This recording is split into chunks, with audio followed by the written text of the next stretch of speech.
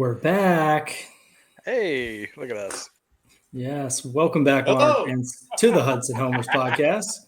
We got Coach Finwood, we got Yeah. CB here with us, and we got a lot to catch up on after about 2 months without an episode. We're back in full swing. The chilly air makes some people think of football, but makes me think of baseball in the fall. And we've had a lot of that ODU going on Baseball. here. Yeah. But Finny, how you been? I've been great. We're just getting down to the last few weeks of fall, our fall practice segment and scrimmages, and just trying to get as much covered as you can. And then you get to this time of the year and you have a checklist, and you're going down trying to cover some things that don't necessarily come up every day. But today, for instance, we worked on the bottom of the ninth on the road, bases loaded, 5-man infield. When you got that run at the plate, and how do you do it? Do you bring a guy in from the outfield and play him in the infield, or do you replace an outfielder with an infielder? Just to have it, to see if you might want to do it, you've at least covered it.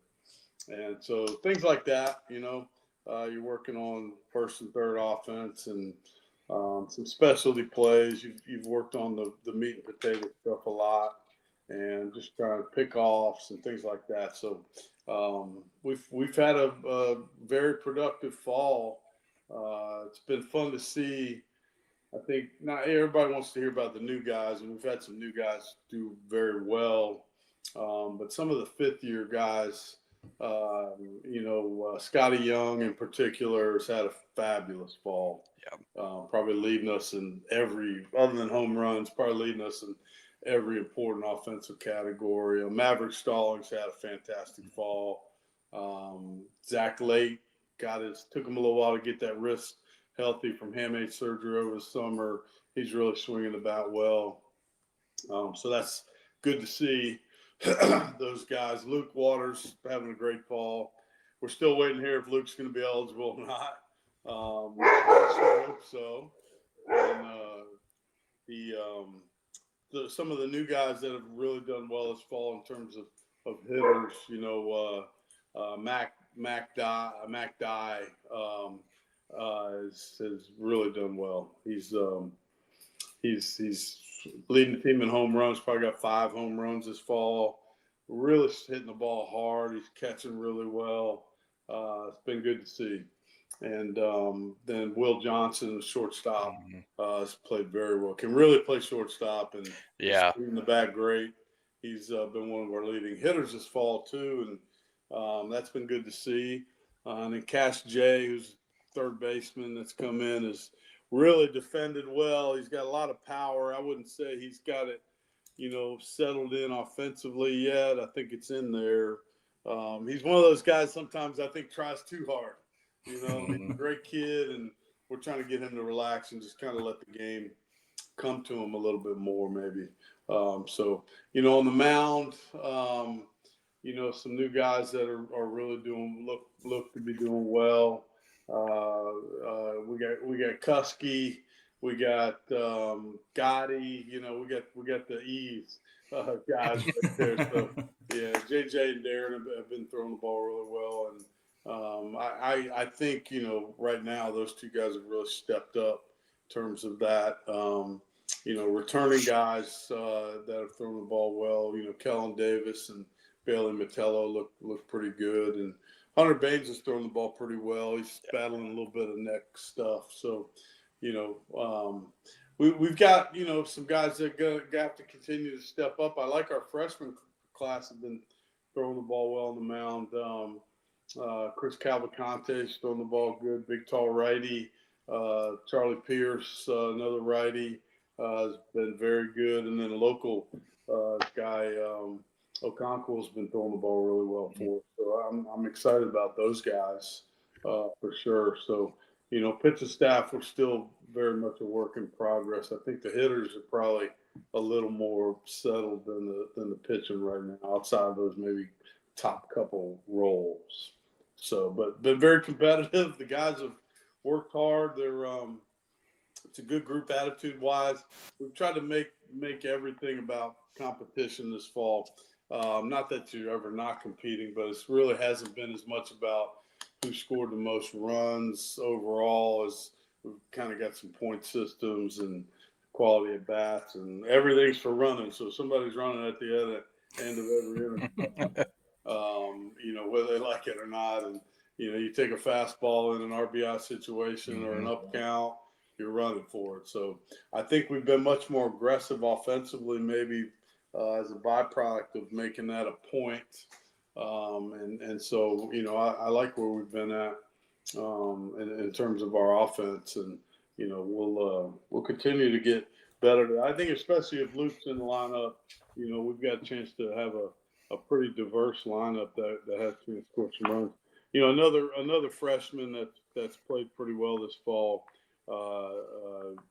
Nick, our center fielder, and who's played with Kevin Gibbs High School, and Nick Felton. He's been really good. He can really play center. He's a left-handed hitter. He can really run. He gets the ball in play. I think he's got a chance to be a special player here. Do you see maybe as we actually start getting into the season, continuing to do that kind of point system? Like, I know I've seen the guys back there doing the board, and I mean, it's one of those things. Like, it's great doing the fall because you reiterate all these things, but then you don't want to abandon that as the season goes on. So do you see that as being something like we just keep that going all year? Yeah, we'll continue to track the quality at bats for sure. Like, we send out a leaderboard. I think making it public knowledge amongst our team has been great. Like, it's on the bulletin board in the locker room every Monday. Like, here it is, 1 through 20 hitters. Here's the guy that's doing the best at these different categories that we identified as being important in terms of quality at bats, and here's the guy that's doing the worst. So you can't run and hide from it. But we've played quality at bats for wins. We've played pitchers versus hitters, points for wins. This past set of scrimmages, inter-squad scrimmages, we played like skins game. Like, every inning, home away, was worth 1 point. So if you got more runs that inning, you got a point. If it was tie, it carried over. And then, played the team that had the most innings won at the end of the thing. The other team had to run. And so, at the end of each inning, we said, hey, the visitors won.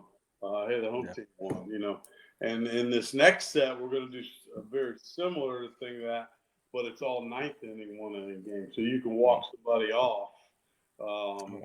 Score, you get on, you move them up, you score, that inning's over, and then you start over again at the top. So just playing more, situational, I guess, baseball right there in terms of that, and getting them. Yeah, I noticed last time when I was out there, you guys, there wasn't as much of like the pitcher throws as the inning 3 outs and then everybody switches. There was a lot of the pitcher would throw to a certain point and then you'd make the switch. Like, you were simulating guys coming in with guys on base, which I thought was really interesting. Yeah, we decided to do that. I'm glad you brought that up, because that's always a point of contention. We got to take care of the arms, that. Like, you're not going to let your best guys go out there and throw 40 pitches in an inning and blow his arm out, especially in the fall or whenever. But the problem with that is when you flip the innings every time you shut a pitcher down, the offense loses all the momentum that it's built up. And so they never get to cash in on it, because as soon as they get something cooking, the inning rolls. Yep. And so what we decided to do is bring in the pitcher, call timeout, go bring a new pitcher in, let him warm up, let the guys get their throws in like we do in the game, but let that same team keep hitting. If they got 1 out, then we just second and third, then we finish that inning with 1 out. And so that, I think, has been really valuable in a couple of different ways. One, it allows, the synergy of that inning to keep going for that team. And that team may end up getting more at-bats in the scrimmage, because you just, in essence, flip the home and visitors. But they've earned it. And so they earn it by having good at-bats and getting more hits and getting guys on base. And so they get rewarded for it, and they get runs, and that. And then you also see which pitchers can a little bit come into a mess and get out of it. You know, maybe I only give up 1 run and I got out of it, or just which guys are going to throw, you know, gasoline on the fire and make it work. And because if you're constantly saving them, you're not learning anything about them. You know, good pitchers need to learn how to get out of stuff. And maybe I got bases loaded, nobody out, and I only gave up 2 runs, and it's the 2nd inning. That's fine. That's fine. We'll take that. You know, we're still in the ball game. So those kind of things, we made a point of saying this is how we're going to do this fall, and I like it much better. It takes a little more finagling with the pitchers, but they've done a good job with it too. You know, they've come through and realized the value of it, and it's really helped the offense as you do that. So, well, you know, when you get back in the spring and those starters are getting 4 up and downs and 5, you have to pay attention to it as well. Yeah, I love that approach too, because you're kind of rewarding the process and the approach and not just the result, which I know is something you've talked about before of, you know, you can hit an absolute seed right at somebody and it's out 3, or you can hit that little dribbler that you shouldn't have swung at and you get on base. So I love that kind of gamifying the process and the approach rather than just the outcome that happens.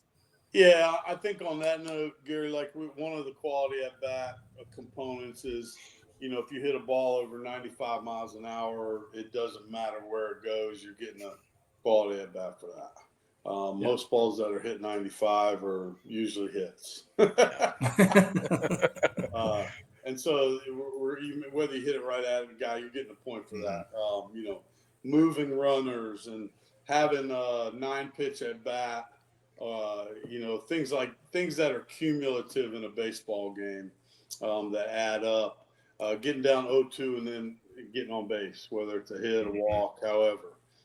Those are the things that create momentum, you know, and then, you know, the other things you get, you know, subtracted points for. Also in that, you know, you get up with a runner on 3rd and don't score, and with less than 2 outs and you don't score, you lose points for that. So we're trying to get the guys. You know, everybody wants to talk about their swing and mechanics, and that's all they think of. But that's not what wins. When the guy says play ball, that's not what wins. What wins is being competitive and understanding how to win a baseball game. You know, how to create momentum, how to have short innings on defense and longer innings on offense. And when you lose momentum, how to get it back, and some of those things. So we've been trying to focus a little bit more on the process part of it. And I know you were talking a good bit about some of the returning guys and how you've just seen them develop or get healthy and then develop. And talking specifically about Scotty, I bumped into him before a football game a couple of weeks ago, and he's got all the personality pieces you look for, the culture pieces you look for. So it's got to be kind of a nice treat for you to really see these guys that are returning that, you know, check all those boxes, then step it up with their play on the field too. Yeah, I mean, Scotty's he's starting to show some power that, you know, he didn't show last year, and he's made a couple mechanical, you know, maybe a little bit mechanics, a little bit approach. You know, he's starting to drive the ball a little bit more. He's had fantastic 2-strike at bats for us. Playing a solid outfield. We worked him over at first a little bit. I don't think that's going to be the place he ends up. Good bunter. Great guy, can run, can slash, can play offense. He's older. This is the first time in his whole career he's ever been at some place more than 1 year. And it's not because he's a troublemaker or a bad kid. That's not it. It's just circumstances, you know. And so we all are seeing the benefit of him being in a system and being comfortable with it, being comfortable with his teammates, all the other things that kind of add up, you know, and he's really he's had a fantastic fall, man. It's hard to think that he doesn't have a chance to have a good year for us. But yeah, he had a heck of a summer. I know it's always I always love going over watching the pilots over there in Hampton, but it's a lot more fun when we have our ODU guys, and Scotty was there really killing it all summer. So it's good to see that paying off for him. Yeah. Another guy that's having a good fall, Evan Holman. Yes. You know, he's having a good fall. He's doing a good job behind the plate. Just hitting right-handed. I think he's comfortable with that now. But I'll tell you something, he's gone out and played third base in every other scrimmage and hasn't made an error the whole fall. Knock on wood when I say that. Wow. But he's played it very well, like very well, and to the point where I wouldn't have a problem with him playing over there. Yeah, he came in there at the end of the year for the Pilots playing third base because they just needed an infielder. And I know he played there at JUCO. I'm sure you know that. And you're right. He does not look like he has any problems. I mean, he's just a gamer. He does occasionally get down on a ball like a catcher at third, which is funny to watch. But you can do that at third base. You can knock it down and pick it up. I mean, what did Lou say in Major League? Don't give me that old leg. Shit. Yeah. He's got good hands over there. He's a very accurate thrower. Yeah. So, you never know what a season. That's allowed us to feel like we have some flexibility there if something happens. Efren Morales has had I would say, excuse me, from a numbers standpoint, a great fall. He's had a little bit of a groin issue, but he's shown us that he can play left field, no problem. He's fine out there. He also can play second base. And so, you're trying to, as much as possible, bulletproof your team, the injuries. And so having guys that have some flexibility and can hit is how you do it. And it wouldn't surprise me if by next year F was our second baseman because he's good enough. He just has to play there a little bit more. But I feel completely comfortable playing him in the outfield, this year because of how good he's done. So that's really what you want, is that problem of too many guys that are playing too well, and you have to figure out how to put it all together. And it may be something as simple like F's going to be in the lineup if he's healthy because he's too good a hitter, too tough a competitor to not be righty, lefty, whatever. But it may be a situation where we're able to, protect Nick Felton, who's a left-handed hitter, if we face a good lefty with some other guys and that kind of thing. So I think we've got some of the ability to do that because Luke can play center. If Luke's eligible, he can play center field fine. So can Scotty. So it's that part of it has been good. I think Mac Dye has been that kid from where he was when we got him swing wise. I think Paulie and Hage have done a really good job working with him. And again, you're talking to a kid that's in his third year in college on his third different program with third different hitting philosophies and all these things.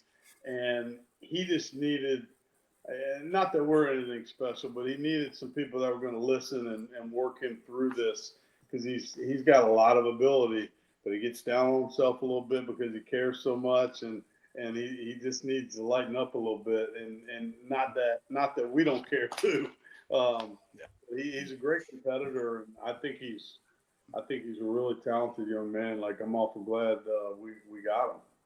So I like when he went in the portal. I was like, man, I hope we get that kid because I got to watch him with Cox and Cape Henry, when he was in high school, and I was always like, this kid's really good.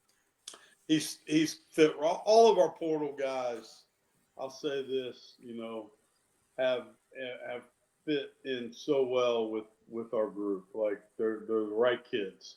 We got the right kids. And they say, when they're talking to the team, how well the team has helped, welcome them into their culture, their environment, however you want to, call that.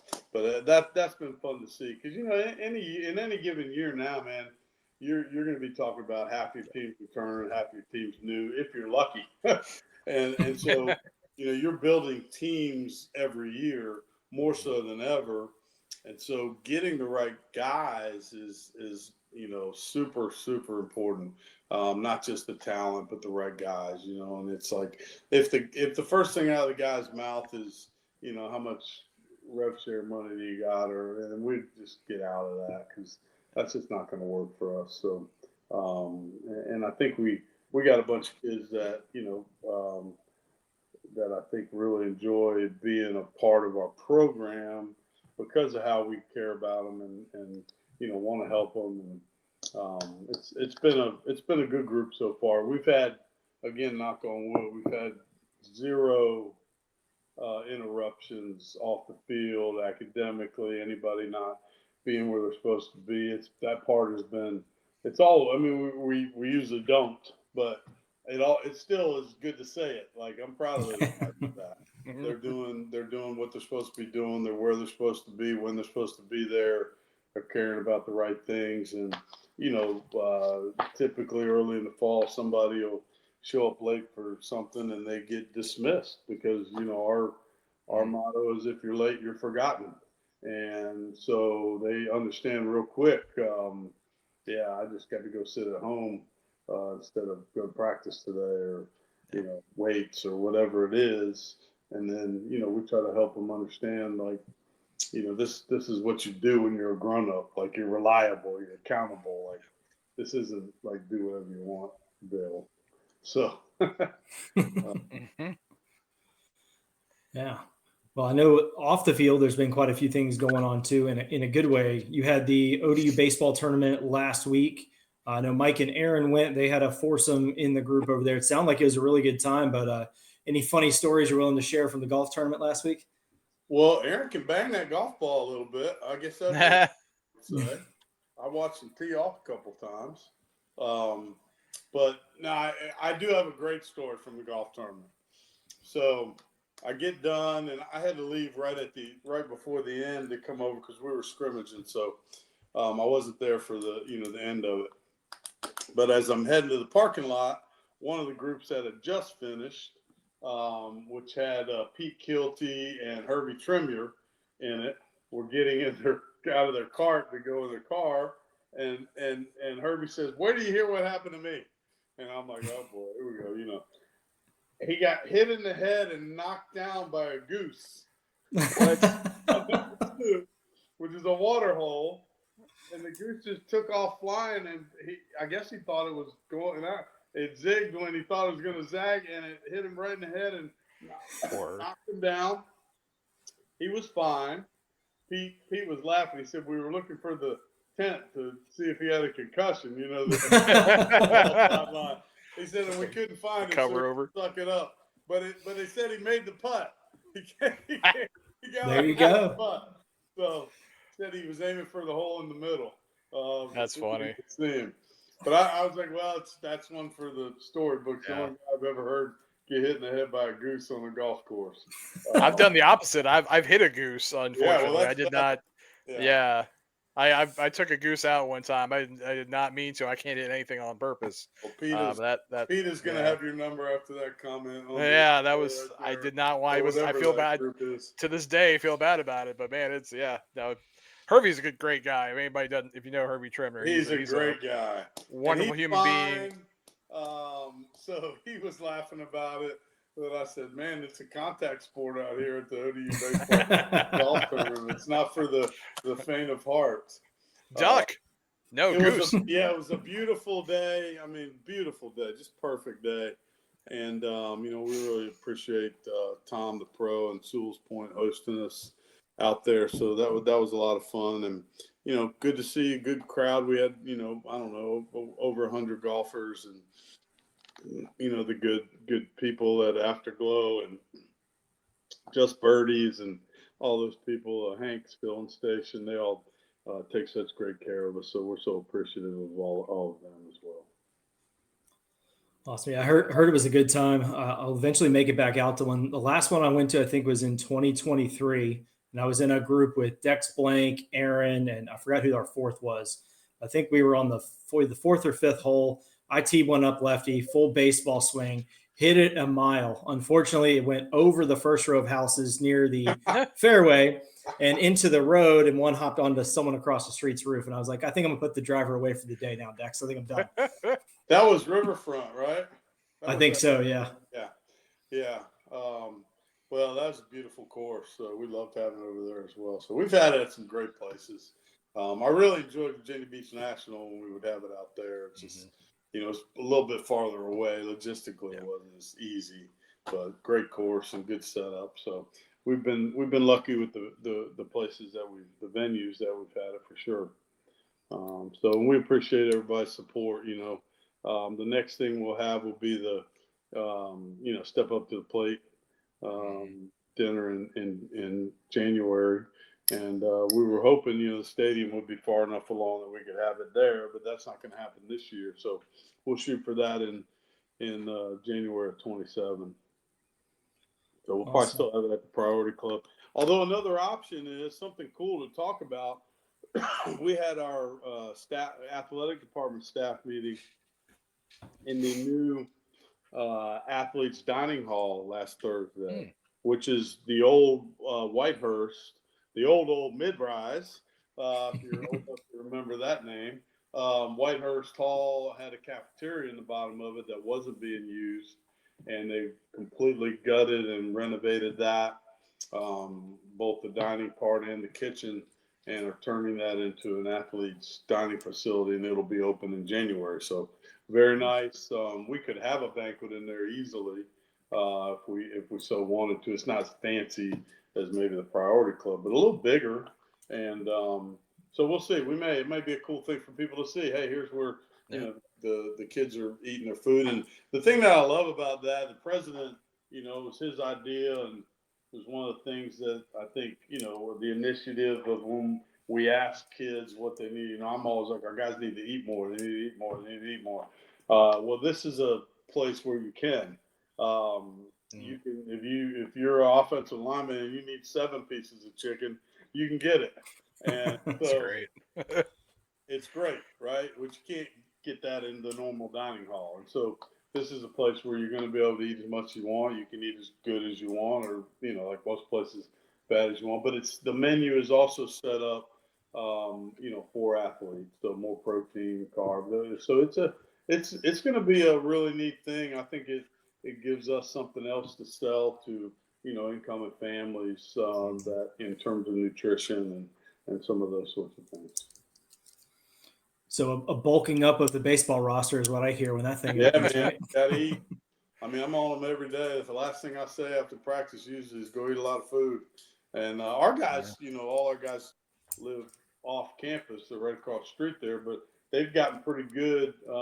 Cade, our strength coach, CK does a great job in continuing to educate them about what they need to eat, how much water to put in their body, things like that. And a lot of our guys like to cook. Like they'll cook, rice and ground beef and salad and spinach and eggs and stuff like that. Stuff that's quick and easy, but it's somewhat good for them. And so it's easy because they've got a nice kitchen in those places, and the guys cook kind of for each other and probably eat a lot.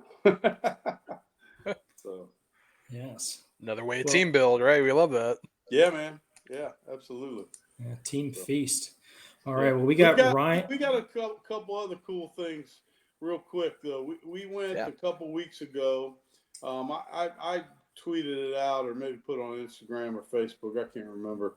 But Frog Dog Canine Group is a group out of Chesapeake. It's a veteran-owned group, and they hosted us for an afternoon, and we went out there for a couple hours and hung out with them on their farm, kind of out towards the Dismal Swamp, out past Deep Creek. And what they do is they take veterans and who have PTSD or maybe some mild trauma issues, mental health issues, and they host them out there. It's a beautiful piece of land. It's got a lake on it, pond, maybe better call, and they have trained dogs. They have German Shepherds. They have different kind of dogs, and they train them, and they're service dogs, but they're also therapy dogs. And so they're actually our charity that we're going to do the ruck walk for and raise money for when we go on that in mid-November. But it was great to get out there with those guys. The owner told us the story of why he decided to do this, and it has to do with he was a SEAL, and one of his best friends ended up getting wounded in battle, suffered some mental depression issues because of it, and ended up killing himself. And so he said, I'm going to find a way to help people like this. But I thought it was super valuable for our guys to hear that, to go through it, to understand why that matters, and Dale it was one of the owners. We got some great pictures of it, but it was great because he sent this text to Ben Hamlet, who's an alum and the guy that helped us set all these things up. He said, I meant to say something to the group, compliment the coaches and the players. That was 40 college-age kids, 18 to 25. I was incredibly impressed. They were very kind and respectful young men. There might be hope for this nation yet. And this guy was no BS. He was hardcore dude who's been in the mud with bullets flying around his head, and he was a really impressive guy. And I thought it was neat for our guys to get a chance to hear those stories. They took us through some of the dog training, where the guy had the bite suit on, and these dogs, nice as they could be, they're licking his face one time and then trying to rip him apart off a command, and then another command, and they're sitting there wagging their tail.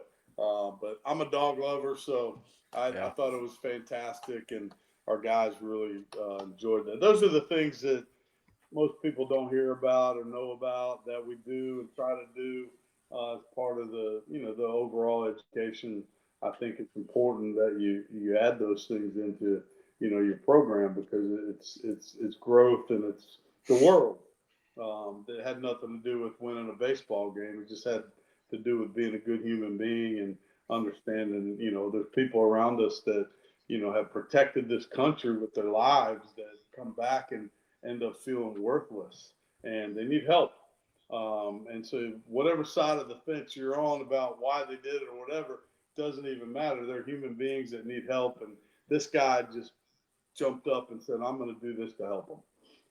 And so he's dedicated, the rest of his, days to trying to make this a real thing. And he's making a real difference. And I told him those guys are, we're offer up when we can get fans in the stadium. They're welcome to come to any games, anytime, all of that. And he said most of them love baseball. So he's going to take us up on that, which I think is really cool.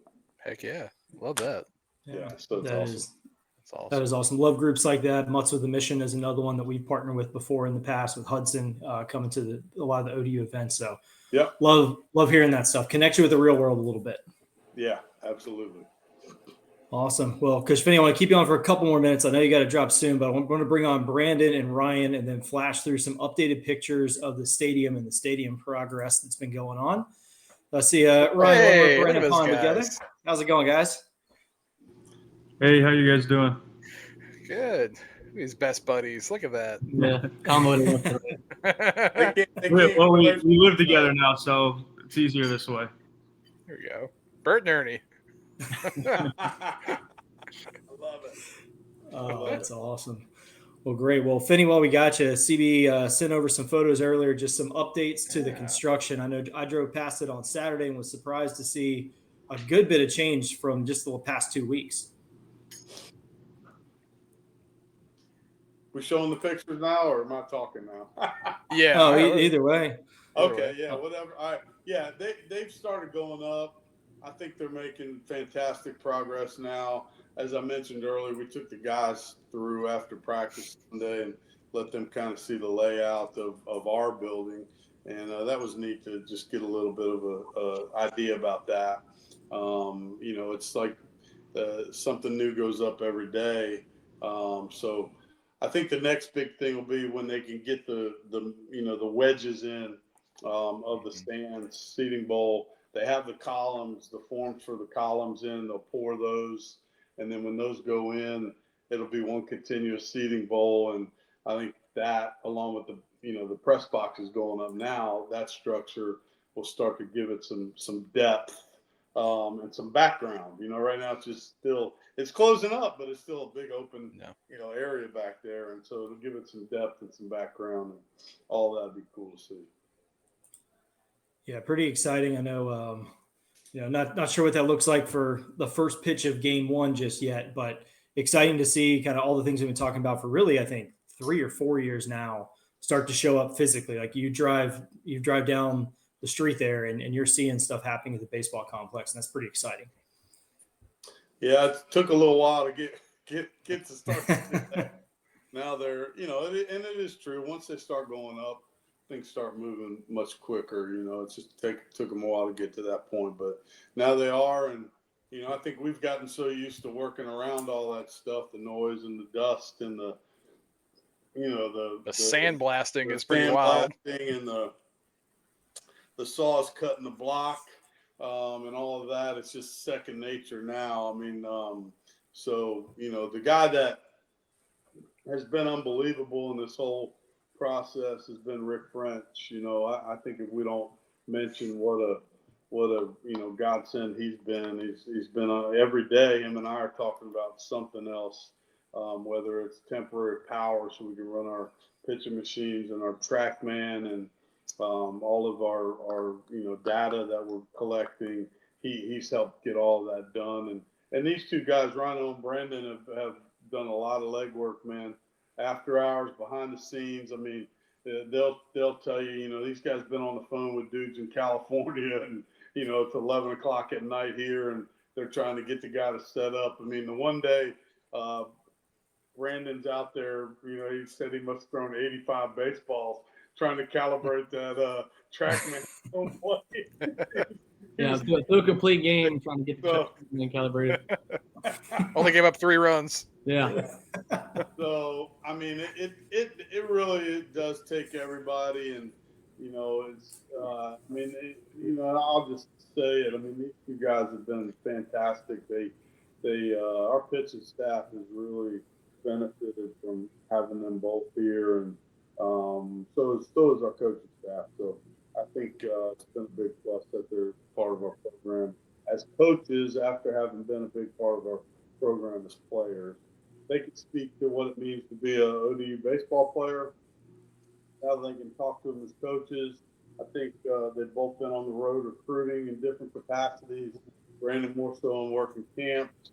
Ryne, took my spot on the road this fall and was out all over the country seeing guys. And I think that was a really valuable experience for him. He's got some amazing stories about traveling with Paulie Panic that probably, some probably are for, this podcast, and some probably are not. But it's a great experience for a young coach to be able to do that, I think, and then for us to be in meeting and talking about all these guys. And I think it's also sometimes frustrating because what you realize that people don't know is how many players we see that we don't recruit, or we don't, or maybe we call once and they're not interested, or they're a good player, but it's not the right fit, and you really do have to turn over a lot of rocks to get those few that you want, and then you end up getting. And I know that as a young assistant, I remember that can be frustrating because like, man, I just spent 40 hours at the baseball field this weekend and 110 degrees, and we're not even recruiting the 3 guys that I liked. But that's the business. That's the job. And, it gives you a sense of pride when you do get one that you like, because you're like, I grinded out to help get that guy here. And, that makes you feel good about all that hard work. That's awesome. We're definitely excited to get to chat with him here. Finney, we'll let you go. We're going to hear a quick message from our new sponsor, happens to be Afterglow Brewing. How about that? All right. Awesome. Well, thank you Thanks, so Finney. much, Finney. All right, guys. See you guys. Go Monarchs. Go Monarchs. Be right back.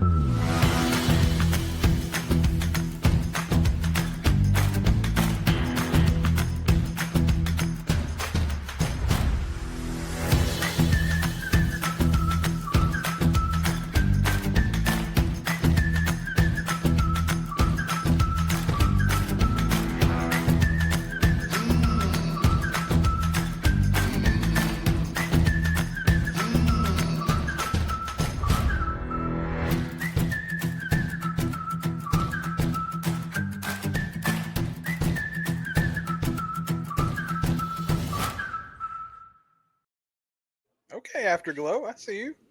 Yeah, stepping up the game a little bit. And for those of you listening, if you haven't checked your email by the time this comes out, check it. Some important updates for the Pride of ODU, the Monarchists, and ODAF.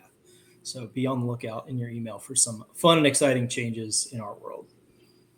But Ryan, Brandon, we're pumped to have you on. We've been trying to get you on for a little bit because we always ask the question, how do you even begin to like narrow the funnel of people you're going to recruit? And everyone just kind of shrugs their shoulders. They go talk to Ryan and Brandon. So here we are talking to you two. Yeah, thanks for having us tonight. Appreciate it.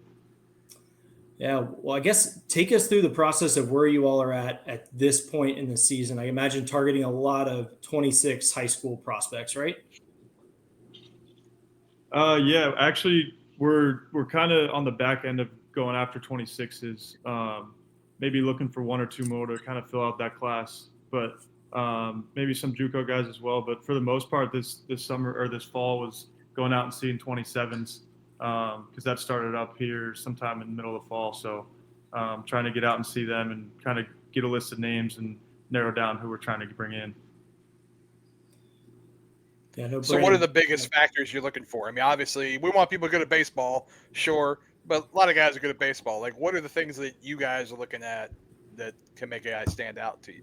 Yeah, it's funny because these are all the same questions I asked Paulie when I was first going out, and he's like, "You've played good Division I baseball, you've played pro ball, you know what it looks like." So really, just guys that stand out, really start in the middle of the field, behind the plate, up the middle, and center field, and guys hitting in the top 5 spots in the lineup. That was the starting point they gave me. Like, start there, and once you can look at those guys, then if the 6 hole's good, then watch the 7 hole. If the 7 hole's not good, then that's move on and come back when the top of the lineup gets back up around. So it's kind of finding your own way of watching the game and tracking it. I've tried a bunch of different ways and got through my first game, and I was like, yeah, I'm not doing that way. So just trying to find your own way of doing it. What were you doing that first game that made it you're like, this isn't going to happen the rest of the time? I was trying to track each pitch, and I found myself looking down at the iPad more than I was looking up at the game. And I'm looking around, and all the other coaches are just not writing anything down, and I'm like, okay, this is not what I'm supposed to be doing. So yeah, sometimes to scout baseball, you got to watch baseball. I like it. Yep. Should have started there. It's all right. What I love though is you're like you brought the hypothesis. You're like, this doesn't quite work. Let's change. That's beautiful. Yep, exactly. So I'm still trying to find my way, but I've settled in a little bit more, and I got to go on 4 trips this fall, so it was fun. And you guys helped a lot with the transfer portal in the summer. That's correct? Both Yeah, I remember them telling us like you guys had a lot of input on like doing a lot of the legwork of narrowing down the field for them. Can you talk about that a little bit? Yeah, we spent hours of thousands of names just scrolling through the transfer portal and looking at numbers, looking at video, kind of trying to see like, hey, eye test wise, straight like off the computer, does he pass the test, and then kind of passing them up along the chain of coaches. So yeah, we did a lot with that. It was a stressful 3 to 4 weeks for us, but it was worth it. So yeah, it really is a crazy period. I mean, having guys like you who, you know, like as Ryan just pointed out, have played high level baseball and know what you're doing and know kind of what it looks like. That's got to be such a huge benefit to be able to do all that work. So then the coaches the other coaches can have a little bit more of like I don't have to look at 1,000 guys because Ryan and Brandon did that. Yeah, exactly. I mean, Paulie kind of narrowed it down a little bit off the start, and then out of that, like I don't know, but between me, Pond, and Keem, I don't know. We probably looked at. I can't even put a number on it. Probably thousands. We narrow those down and give them to Hage and Marin and be like, and Paul, and these are the guys you got to call. Watch the video, look at the numbers. Like this is tier 3 or whatever. Like you guys decide whether they get to tier 4 and get a call and get on campus and that whole deal. I thought it was interesting just kind of seeing how our eyes or my eyes kind of compared to what the coaches that have been doing it a lot longer than us, how that compared. I thought that was a beneficial part of looking through the transfer portal was like, hey, I gave this guy an A or a B and you gave him a B. Like, why? Let's talk about it, and just kind of bettering myself moving forward, into the recruiting process, whether transfer portal or high school guys. Was there anybody, and if you want to put a name on them, that's cool. If not, that's cool too. Was there anybody that you guys were like, this is the guy, we got to get this guy, and we did get that guy, and you're like, yes, I feel good about myself? I would say all of them. Yeah, I think. Yes. All right. They're I think, from an arms perspective, I think we got a bunch of good ones, and so same thing with the offense. Like, we're excited about all of them. It was I agree with interesting. that. You guys did a good job. Guys where we would maybe not even push them forward, and then 3 days later they commit somewhere big, and we're like, well, like we missed that. That was part of the learning process for both of us. Yeah. Is like trying to line up what we're grading them, where they're committing, and what Paige and Marin are grading them after we pass them along. That was a cool part. Yeah, and that transfer portal cycle, I mean, it's fast. I know there were guys that started going in there before I guess it technically opened, whether it was a coaching change or something like that. But imagine that on top of trying to sort through the thousands and thousands of names and profiles that are in there, you're also thinking, we might need to get this person to Paige or whoever like now, because they're going to have offers from 20 schools by tomorrow morning. Did you see a lot of that going through there? Yeah, I mean, guys would jump in there with 15 to 20 home runs, and it's like, you got to jump on this guy now, and you look up and 24 hours later he's going to wherever he's going. So yeah, we ran into that some, like big time schools getting guys early, and with the guys that went in early, with just trying to be on top of it as much as we could. But we were checking it in the morning in the hotels. We were on the road, like we got way out in front of it. I think we did a really good job of it, hopefully. So. Yeah, really. I mean, it feels like from the results that's what happened, is that you guys came in with a great plan this year and focused on getting ODU guys. Like, you seem like you like getting guys like the both of you who are just really high quality, good people who are really good at baseball, and like, a lot of guys like you, Pond, who had that success at the D2, D3 level, and bringing that to D1. I mean, talk about that a little bit about some of those guys. Yeah, no doubt. I mean, that is something that we did. I mean, I think that even though with the transfer portal it can be hard to kind of do your homework on guys, I think we still did a good job of like calling early, getting on a Zoom with guys early, like Paige and Paulie and Marin do a great job, and all of us, popping on a Zoom with them and like getting to talk to them one-on-one, face-to-face. I think that we, even with the portal, like where it can move super fast, we do a really good job of doing our homework on the person, maybe the family and like all that good stuff to make sure they're the right fit for ODU baseball. Yeah, you'd rather miss, on just being wrong and not getting a guy than miss by getting a guy you didn't do your homework on, right? Exactly. Yeah, I know you had quite a few recruits, I'm guessing, on campus this weekend, because I was driving around. I saw Marin driving a golf cart with people on it, and I saw Hage walking people through Kaufman Mall about an hour and a half, 2 hours for the football game. About how many guys did you have on for visits this weekend? Like 7. We had three guys on campus that were recruiting right now, and then we had 3 that were already committed in the 26 class. So they were running they called it the 3-man weave on the 3 that were here, and then spent some time with the commits and their families right before kickoff. So there was a good group here this weekend. Awesome. And balancing team in town for the golf tournament and alumni and guys that I played with and that kind of thing. So it was a busy weekend over there. Yeah, you picked a great weekend for it. I mean, the weather's great. You got a football win, like a pretty good atmosphere, all of that stuff. But I think like when I saw the group walking through Kaufman Mall, and I mean, the mall was packed before the game, pretty much right up until kickoff. And I just saw the guys looking around smiling. And I was like, that's a good sign if they're just smiling while they're on a tour. So take that for what it's worth for now. Yep, no doubt. I think they had a good time. It was all good feedback from them. Yeah. That's good. And speaking of working on getting guys commit, you guys have a camp coming up, correct? We do. We do have a camp November 15th. Hey, yep. Nice little graphic we got. Yeah. We got a pretty good list of guys coming and a good turnout, hopefully. So, but we're still getting guys in there. So feel free to sign up, or out there, so people will sign up. So tell us why these are like I've been to plenty of these throughout the year. I like going and watch some baseball, take some pictures, and we've seen a ton of guys throughout the years at these camps who've ended up playing for ODU. I mean, just off the top of my head, Vinny Pasquantino and Noah Dean and Dangler. John Keane was a guy that came to the camp. They knew who he was, and he showed up, had a heck of a day, and pretty much the next day was committed to ODU. I mean, I've seen that a few times where guys like they kind of know him, they kind of liked him, but yeah. So why is it so important? What's the value of these camps for the players and for you guys? I mean, I think it gets them in front of us firsthand, right in front of us. That's the obvious answer, but I think it also gets them to experience like the ballpark, the atmosphere of being on campus, like what it looks like. It's like their own personal tour if they want to make it that. But it's important too for experience. Like we want to see them out there, what they look like on our field in front of coaches, where there's some pressure maybe, or there's some things that they want to do that. Lost my train of thought. It's all right. It happens to me all the time. But just it's important for us to get to see guys out there that we like. We invite guys that are coming that we have been recruiting, that we want them to get to see campus. We want them to get to see the bud and all that good stuff. So it's important for them for the same reasons to get in front of us and kind of get a college workout in front of all of us so we can see them firsthand. Yeah, and I think so for us too is like I know we've been inviting and sending the link to some kids that we saw this summer or in this fall that we maybe want to see again. That kind of just gives us another opportunity if we're not there yet with them and we're following them along in their process.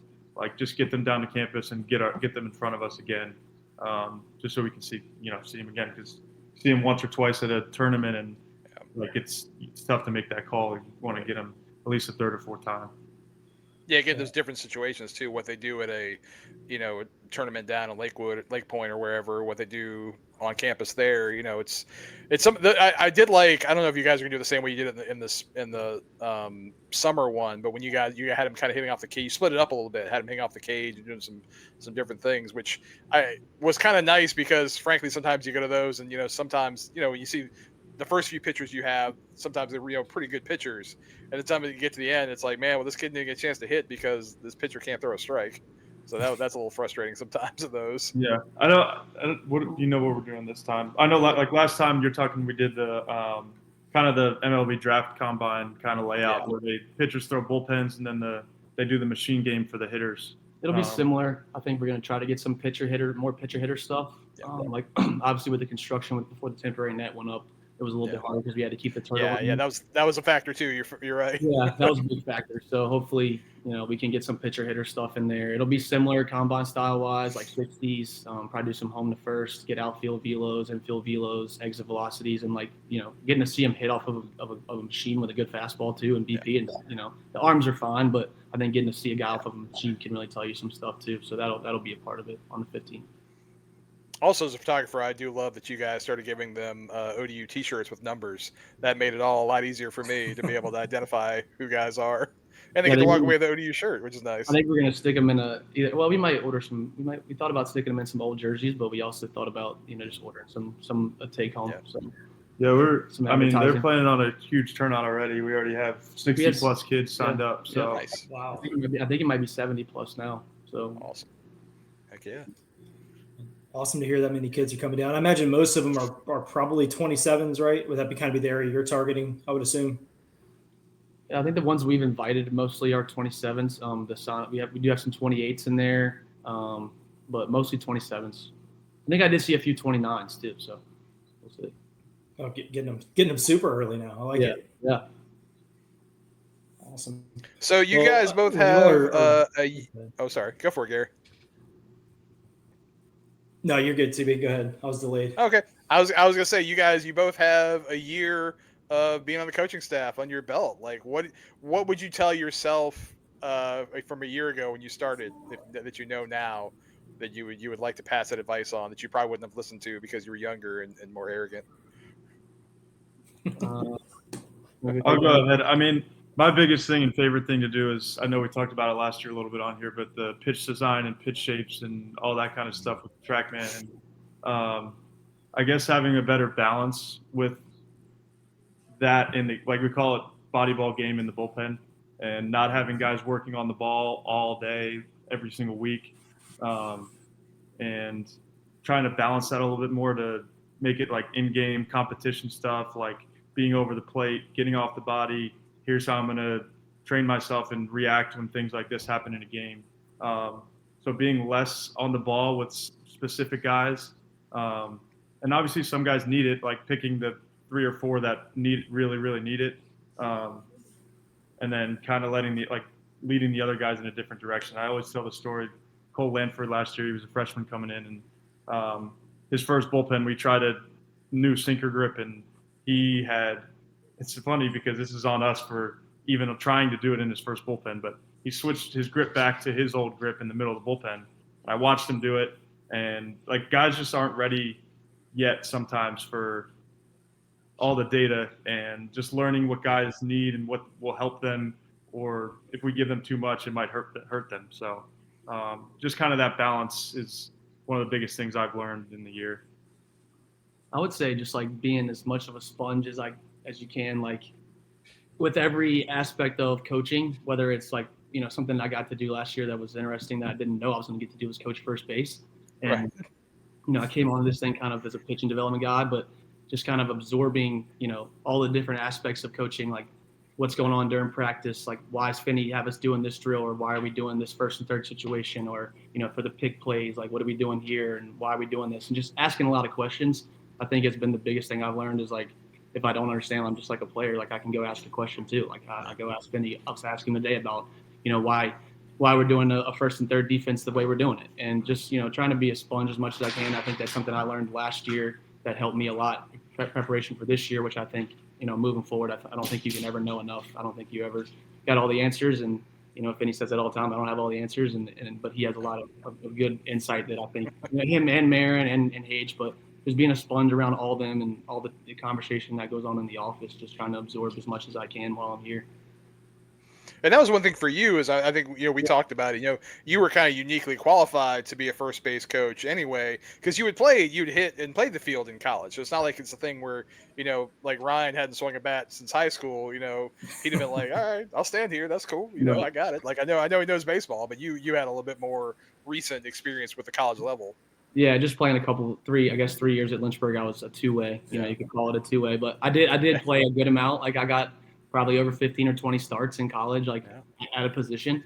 I do have 2 college homers. It's something I can brag about as a pitcher now, but I do have some experience with that. But so when Finney came over to me and asked me, can you coach first base this year? I was super fired up. Like I couldn't wait. Yeah. So that was something that was interesting that I think will benefit me moving forward, down the road. So I don't know.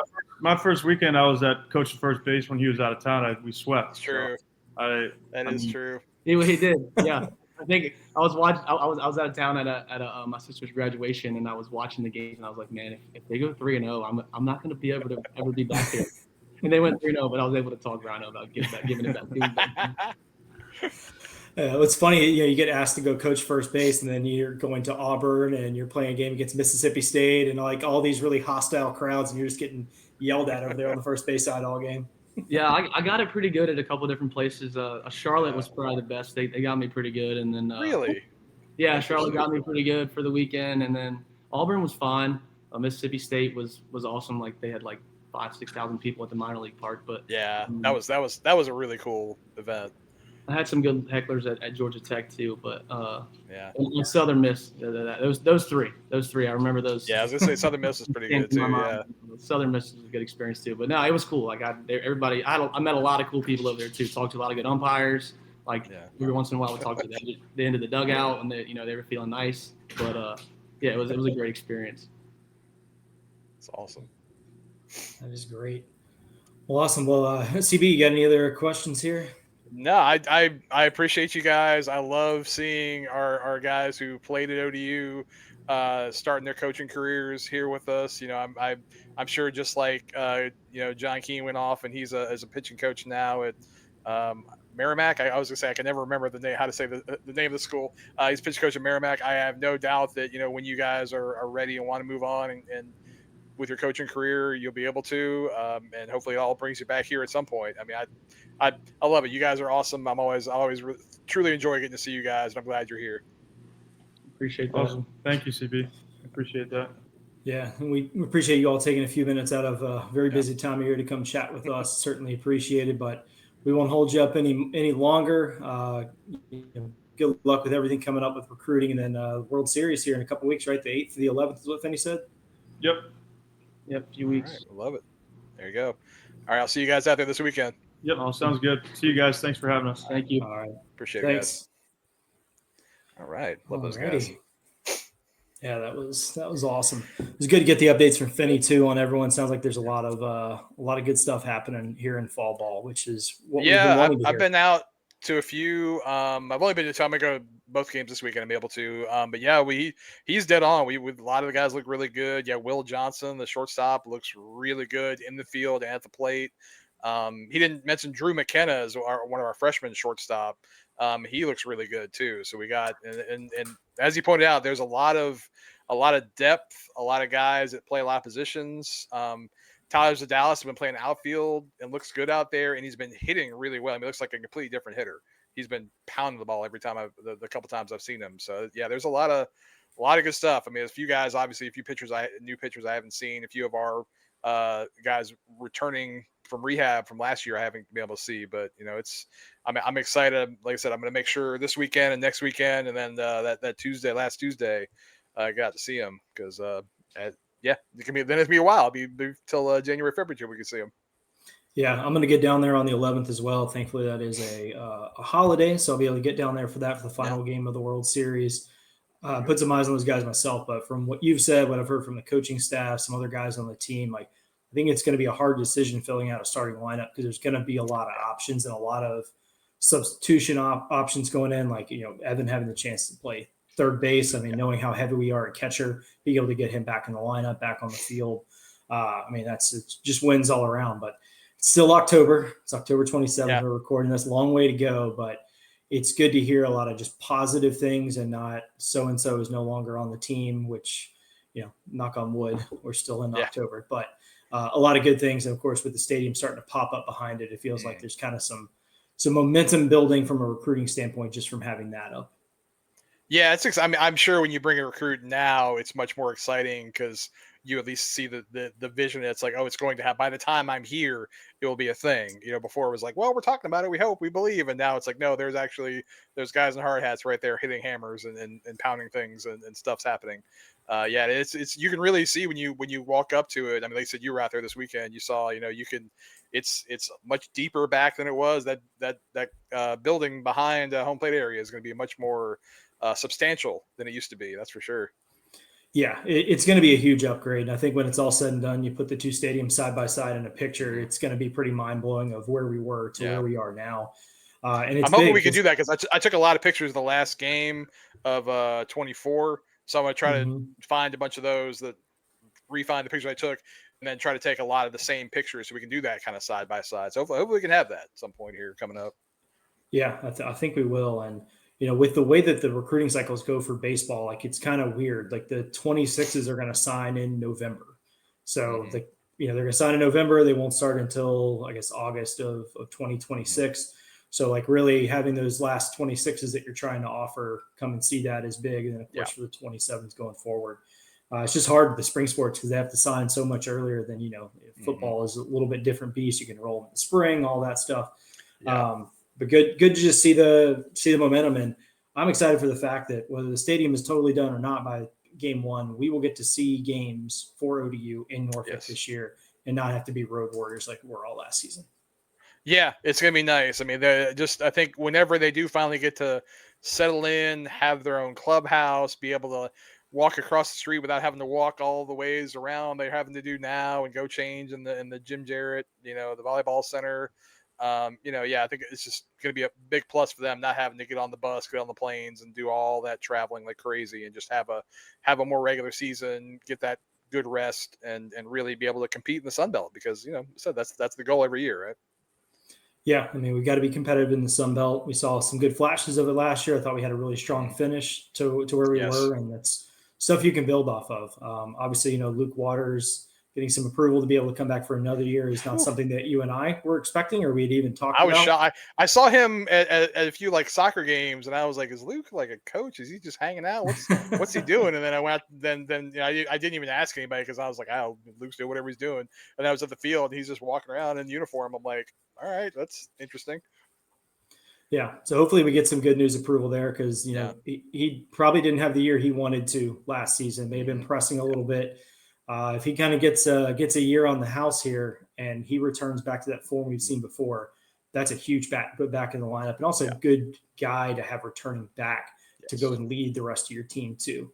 Obviously, close to his family, see them all the time, just a good group of people to keep in the program. So I don't know who we need to sue in the NCAA because I feel like now if you just sue the NCAA, you win. So You win. We'll sure we find Mr. Water. They sure do lose a lot of for such a successful organization. They sure do lose a lot in the court. Yeah, that's for sure. Well, they figured out that if they just let the courts make the decisions, they can never be the bad guy. It's like, oh, we lost in court, so sorry you don't like the way NIL is, but the court says we have to. Just a cop out for them, but their days are numbered. It's a cartel. It's whatever.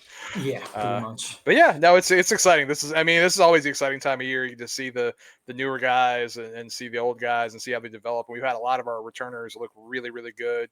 TJ Aiken, didn't mention him last time he was out. I think he had 2 or 3 hits the last time I was out. He's looking good. I mean, he finally figured out just go out and play some baseball and have some fun and stop thinking too much. We were having some good conversations about that. So yeah, so it's exciting. I'm looking forward to this weekend and then next weekend and then we'll have won't be long. We'll be back around and out there. Awesome. Well, we will have another episode for you potentially at the end of November or early December. Just depends on how the Thanksgiving holidays and things like that go. But by then we'll all know who is signed for the 26th class and be able to talk about them. The World Series will get you some good videos and pictures and stuff like that from that final game on the 11th. But excited to be back talking baseball. We got some other sports going on. We're gonna get an episode of that next week. Shout out, field hockey going back to the Big East tournament. We got women's soccer is doing some pretty awesome stuff. Really across the board. I saw volleyball split a series with Southern Miss, that's a really tough opponent to go and split a series with. So we're gonna get you up to date on all of those things. But appreciate you tuning in. I always love it, dude. This is fun. All right, let's get a good little go Monarchs and get out of here. Yes, go Monarchs. Go Monarchs.